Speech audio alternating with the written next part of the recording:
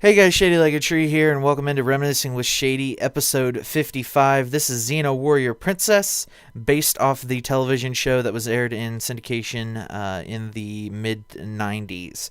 This game was released September 30th, 1999 in North America for the PlayStation and Game Boy Color. It was developed by Vivendi Universal, published by Electronic Arts. It is a single-player hack-and-slash game, and you don't have any multiplayer, any assistance other than AI assistance. And right here, you see me trying to save people, and it's not working out ever so well for me. The television series that this game is based on starred Lucy Lawless. It was kind of a offshoot of Hercules, which was a popular television show from that time. It was filmed in New Zealand. Lucy Lawless played Xena.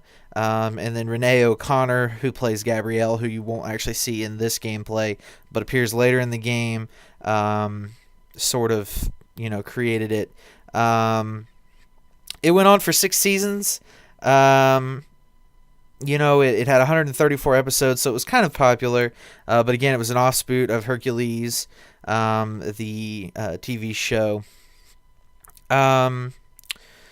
Let me just talk about what this game was. And I've played several games like this that my intrigue in them wasn't so much the story, it wasn't so much the gameplay, but this is essentially Tomb Raider back in the day without Lara Croft, but instead we get Xena, we get Lucy Lawless. And a lot of these games, and I don't remember if I've done Tomb Raider yet or not, but it was about sex appeal for a lot of pubescent and prepubescent boys like myself back in 2001, 2000 when I was playing this. And, being 10, 11, 12 years old, this is like the first time that you really got to see scantily clad bosoms on the television or in your video games. And back then, this was like basically porn for like 10 and 11 year olds, that even though I think the game is rated teen, I played it, prior to being not very old or not being a teenager. And it was basically my first kind of experience with the female breast and the female and being attracted to a female. And I know that Lucy Lawless isn't as young as she once was, but she still rocks it, and she still kicks so much ass these days. She was on an MMA show the other day, and she choked this dude out in like 30 seconds. Like it wasn't even as close as the score. And right here, you'll see me try to throw her little ring thing. I forget what it's called off the top of my head, but the goal of this particular mission that we're watching right now is to free the hostages so we can enter this one particular level. If you don't save enough hostages, you have to restart, which is kind of one of the downfalls of this game. As a whole, this game is fun, it's difficult, it's challenging, especially right from the start. This whole ring thing takes me a good while to kind of get figured out, but I still managed to pick it up there nonetheless. This game's a little clunky, especially today, but I feel like it was a little bit clunky when I was kind of thinking about before I pick it up. A lot of times when I think about these videos, I think about, how I remember the game and what I remember about the game. And sure enough, I remember it being a little clunky, a little hard to control, and that's exactly what it is. It's clunky, it's a little bit hard to control, and it's not as fluid as a lot of present games or as games in the past. But that doesn't mean that it's not a fun game. It's not a great experience. I played for about an hour or so, and I had a good time doing it. But it's not a game that I think I would pick up today, just because I'm not a hack and slash player. Really, I have had Dead Rising 2 on the shelf for, I would say, at least a year, maybe longer, and haven't had the urge to pick it up off the shelf and put it away. But yeah, so that's part of what this game is a hack and slash. But anyway, getting back to what this kind of game brings back to me, this was kind of like, this game and Lara Croft were kind of the first experiences that I had with I don't even know what to call it, the female anatomy or whatever you want to say. I had never really, this is right after, this is like, this game came out, I was 1999, I would have been 10 years old, like I said, and it was kind of like the first instance of sexuality in a video game that I had played, in that, she was very scantily dressed, not that she was, overtly, like, she wasn't like a hooker or anything, but it was just kind of like, what is this? I don't understand what I'm feeling, and all of those kind of things that 10-year-olds don't quite understand yet.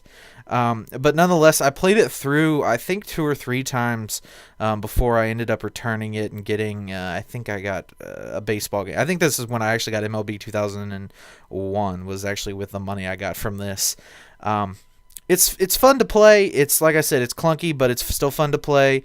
The story's not too badly written. I mean, it could be better, but, this is kind of the spawn of the modern video game, and there's not the experience and the wealth of storytelling and gameplay mechanics that we have today. So a lot of these games, especially the older PlayStation games, don't have the gravitas or the just the overall game experience that a lot of games have played in. And I've forgotten about this puzzle, and then I remembered I needed to move the wheat cart forward and push the wheat cart into the water tower to put the fire out, and there we go. And so, this is kind of revolutionary a little bit for the time. The graphics were not good, but that was kind of a big kind of, I won't say explosion, but a big kind of cinematic that just happened there. Cinematics too in video games were in their infancy, and you also had the AI where if you got too close, like you just saw, they killed the innocent hostages of this village. And here in a minute, you're gonna see me try to hit them with the ring. I forget what the ring is called, but that's the only way I figured out how to do it. And this guy just keeps whacking on me, and I'm just like, I've had enough of your nonsense, so I'm just gonna kill you both. And then also, while trying to stay far enough away from that other guy that he doesn't kill that hostage, as you see me walk away from them right there and take a couple hits. But I didn't want him to kill her, kill the hostage right there. So, and I flat out just missed so badly. That's the hard part about this and see right there, he kills her anyway, so there was nothing I could do. But that's the hard part about this game, is just the gameplay mechanics as a whole were not so much fun. And I remember when I had some friends over, we were talking about this game and kind of making the 10-year-old comments you make about an attractive woman. And it was just a really interesting new experience for me playing this game, and playing it when I did. And right here, you're going to see me just get absolutely pooped on by this boss guy, because he just is a destroyer of worlds, and he's got minions. So I hope you guys have certainly enjoyed this episode of Reminiscing with Shady. I certainly have. Be sure to give this video a like if you liked it, if you've stayed this long. I know that I've had a lot of fun playing this game, and it's difficult, it's challenging, but at the same time, it's just wholesome fun.